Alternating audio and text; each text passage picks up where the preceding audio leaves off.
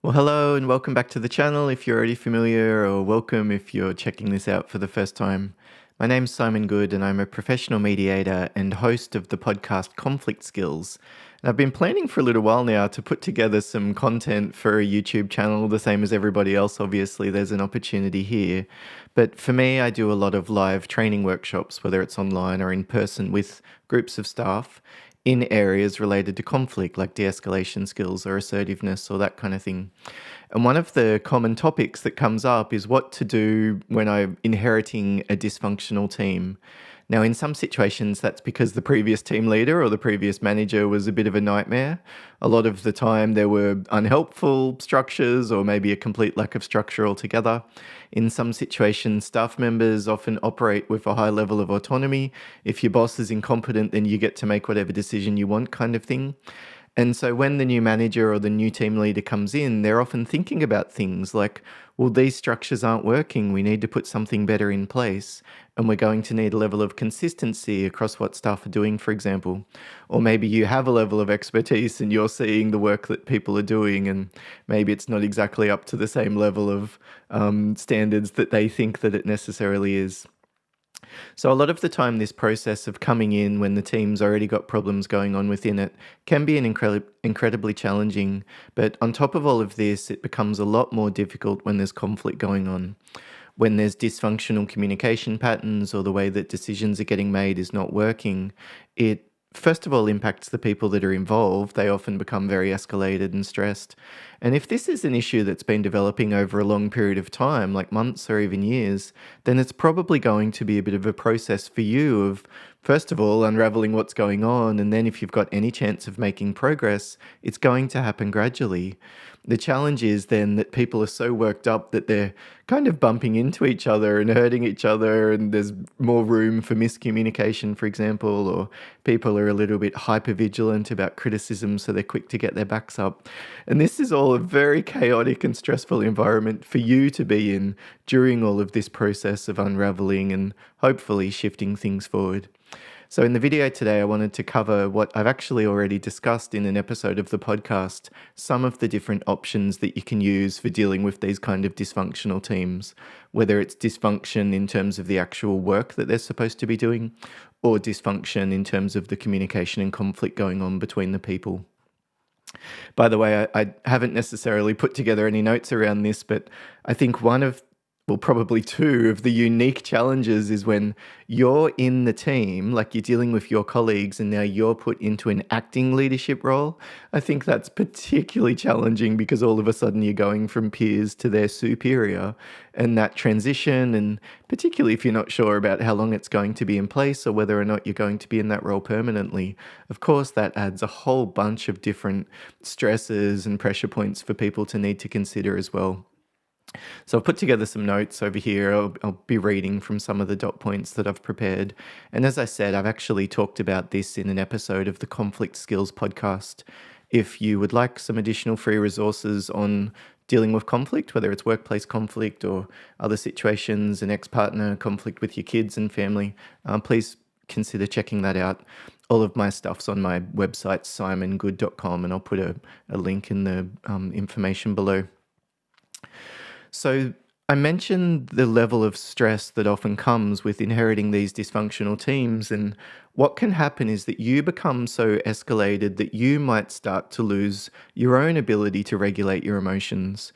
Like, if you've got a level of expertise and you're a high performer, you probably, I think a lot of the time just with experience, develop a bit of a resilience. Do you know what I mean? Thick skin kind of thing. But we've all got a tipping point. And if we're working in a chaotic and stressful situation day to day, that release of cortisol, the stress hormone that our brain creates, builds up over time.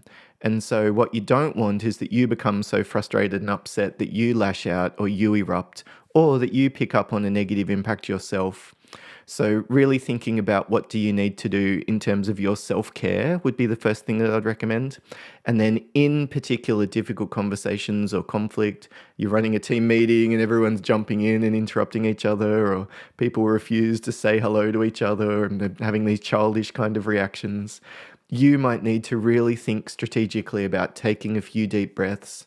The breath out is the most important. It's more effective if you use your nose. Really emptying your lungs, for example, it interrupts, it's like a circuit breaker almost for the automatic fight or flight process that we go into as we become worked up. But normally I don't need to do that stuff. But when I'm dealing with these particularly irrational or erratic or over the top kind of people, well, I might need to pay particular attention to keeping myself calm, if that makes sense. And then after these kind of stressful days, it's like we've been redlining our car. We've revved our system and it's probably a little bit fried.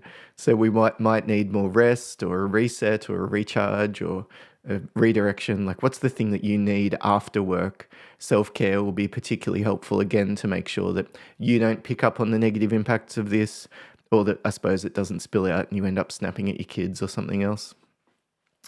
So self-care, self-regulation, I think that's the initial priority. And then from there, often it helps to do a little bit of a process of analysis. Now, I like using the 5 types of conflict: data, interest, values, relationship, and structure. I tend to find that they are a particularly helpful framework to use. Like, we don't need to diagnose it, do you know what I mean? I'm not sitting down and figuring out who has a personality disorder or not. But I might think about, there's a relationship pattern here. This person's very vocal and thinks that, they're a legend because they always call it how they see it and you always know where you stand with them.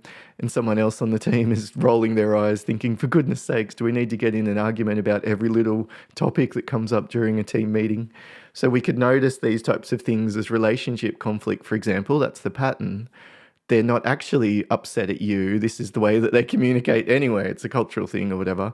Or maybe that's connected to values that, well, if there was a better way to do it, I would want someone to tell me, kind of thing. And then the other people are sitting there going, it's not your job to make decisions, shut up, kind of thing.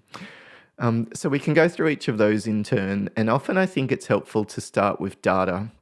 That data conflict is often connected to information, and it's a lot of the time in dysfunctional teams, I think, associated with what's expected. Who's supposed to be doing what? How should meetings be run? Is it rude to be 5 minutes late, or is that something that's acceptable? Is it okay for people to check their phones during a meeting when someone says good morning to you? What's expected in terms of a response? Just being very clear in terms of the expectations. Now, you coming in as an outsider, at the beginning, you might just be observing this. Where is the mismatch in terms of what people are expecting, what they think should happen, so to speak, like what they think the rules are? Not necessarily what they think is ideal, like what do they think is the current arrangement? Because a lot of the time there's a bit of ambiguity there. Or you might need to spend time clarifying with the staff, this is what I need you to do. When you're doing this, could you please stop doing this? Like when you're working together with this person, could you please stop making comments about their lack of experience, for example? So you need to ask for what you want. And it's similar to goals, SMART goals, the acronym SMART: specific, measurable, achievable, relevant, time-bound. They're also really helpful elements to include when you're making a request from someone. So don't just say, I want you to be more respectful, or I want you to pull your weight. Say things like, I'd like you to be on time for these meetings moving forward. It's specific, it's measurable, it's achievable, they can do it. It's relevant, like it is actually useful to the team if they're on time. I'm not just doing it at my discretion to throw my weight around. And I might even talk about a time frame, especially if there's something I want them to do. Can you please pay this invoice? When do you think you'll be able to have that organized? The next area that often is helpful to explore is structure. This could be considering options like moving people apart, changing the way that communication happens, like instead of CCing you into everything, asking them to just start communicating directly, or vice versa maybe. Having more frequent meetings with individual team members, organizing a team meeting with everyone together in the same room when you're making decisions. If you've noticed that there's been a problem around, people reneging on what they agree to in smaller discussions. Really thinking about the options for changing the structure and how that might be able to impact the conflict, either preventing it altogether or mitigating the frequency, like how often it's happening, or the severity, like what level of impact it happens when the conflict is there, like how big are the problems that it's causing, in other words. How's this content going for you, by the way? If it's helpful, I'm actually considering doing these types of videos regularly. I enjoy talking like this around topics that I'm familiar with, like conflict in the podcast. And so I suppose doing video versions is the natural evolution. But I'd love to hear from you. If it's useful, put a comment on the chat. What questions come up? Would you like more information? How's the pacing? All that kind of stuff. Because it's new, I'd really value some feedback, as well as obviously it's helpful for the algorithm. So we've talked about data conflict and structural conflict. The next possible kind of conflict is relationship conflict. Here, I think we need to be firm but kind. Like, show empathy. I can see how you might see things that way. It makes sense why you've probably experienced them as being quite rude, like acknowledging and validating their perspective. But we need to balance that by being firm about what we want, and particularly when we're noticing pushback or resistance. So I can see how you've seen things that way. Of course, that will be your preference. You'd prefer not to talk to them, or you'd prefer to move to a different area, or you'd prefer to just make decisions about your work. At the same time, we expect staff to do this. Do you know what I mean? It's like, I can understand why you'd prefer not to even say hello to them in the morning, given the fact that they've gone behind your back last year. Like you've said, that was a real betrayal. At the same time, when we've got particular team members who refuse to acknowledge each other in the morning, it doesn't create the kind of atmosphere that we need for working together effectively. So when they say good morning, could you please respond, even if it's brief? So we're being quite specific, and that's the relationship conflict stuff. Kind of like, stop being childish, stop trying to get revenge, stop interrupting them, stop the I told you so types of behaviors. And for me, I find it's helpful to drill down to, what did they say? Like, what did they do? Because if I say, I'd like you to stop being so adversarial, I mean, of course, they're going to immediately say, I'm not being adversarial. They are. It's the other person's fault, right? Interest conflict is the next possible area, and here you have to think about, what do they want? I think most interests at the very, very base level come down to either security or freedom. People want more autonomy, they want more creativity, they want more options, they want less obligations and responsibility and risk. And on the security side, they want to know that they have stability, they want money and resources, they want people to think that they're a good person and a valuable team member, and all these kind of things. And so I think a lot of the pushback or resistance that you'll get from staff are actually encroachments in one of those areas. It's not about the new policy or the new system that's being implemented. It's probably an encroachment on that freedom. Or it might be an encroachment on the security, that they're worried that they'll be criticised for unrealistic KPIs at the end of the day or something like that. So when we're dealing with interest conflict, we have to think about what they want, even if it's just they want everyone else to think that they're a legend or something, or maybe they want a promotion, or maybe they're wanting to make sure that they get home at 5 o'clock and the other person's doing things that stretch out the work, so they're needing to leave late. And then we consider the best option for dealing with that interest conflict. Sometimes we hold the line and we're firm, we're very assertive. That's called competing. We say no, or we insist on what we're asking the other person to do. Look, I know you'd prefer to change shifts or answer to a different manager. Ultimately, I've reviewed that as an option, and that's something that I can't approve. So at the moment, we've made a decision to keep things as they are. Or you could be more accommodating. Yep, no worries. I'm happy to talk to my boss about that. I can get that organized next week. Or we could compromise and meet in the middle. I suppose it really depends what's at stake in terms of what's the best approach, because any of those could be strategically sound. There's no reason not to keep the other person happy if there's no skin off your nose and it's not going to cost you anything, right? But in other situations, it makes more sense to be assertive. So the final option then is values conflict. Here, I think we often consider things like what's fair and what's professional, ask them to define their contribution to that. Like, look, it's important that we treat each other with respect. If they were noticing you treating them with respect, what kind of things would they observe? What's your contribution to that? We want both of you to feel like you have a say. What's the best structure for that to happen? It's important that people feel like they have acknowledgement for their work. What's the best way that we can make sure that that happens? So we're coming back to those overall values that people might have expressed or that you might share, like fairness or equity or something like that. And then we're drilling down into, well, what would that look like in a practical sense? You can use values, I think, to deal with what a lot of the time are subconscious projections. Like, a staff member might keep interrupting their team leader, And you'd say to them, what's going on? And they might say something like, well, I want to know what's happening with, the restructure. It's going to affect all of us. It's not fair that they want to talk about something else first. This is kind of a childish response, right? Like, just because the person wants to be told something doesn't mean that they will be.